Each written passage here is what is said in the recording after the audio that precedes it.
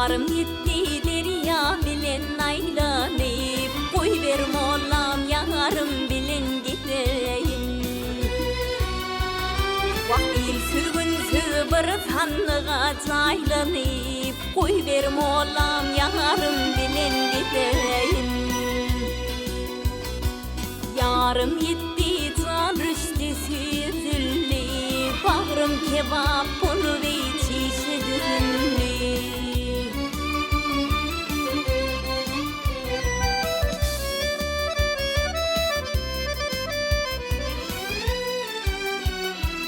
İcid buldum başıma şumu yatıldı, koy ver molam yarım bilen gideyin.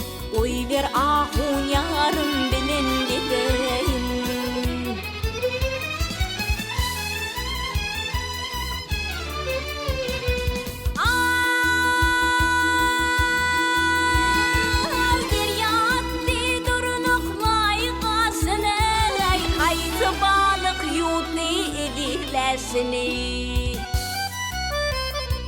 Çarem yoktur atam idin işine, koy ver molam yarım bilen gideyim.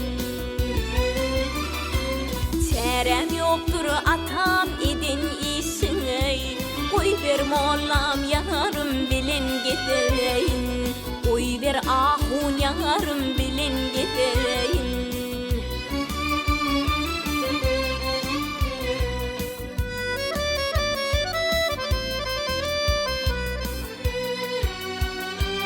Yuhredir gül yüzümden hesaptır, ışklı vazi bul ve bağrım kebaptır.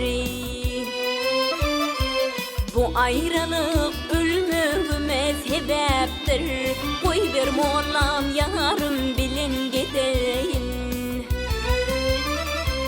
Bu ayrılık ölümüme sebeptir, koy ver molam yarım bilen gideyim. Koy ver ahun yarım bilen gideyim.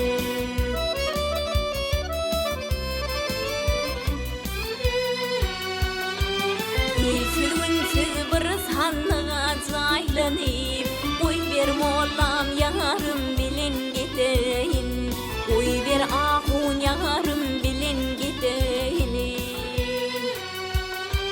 İcid buldum başıma şumu yatıldı, koy ver molam yarım bilen gideyim.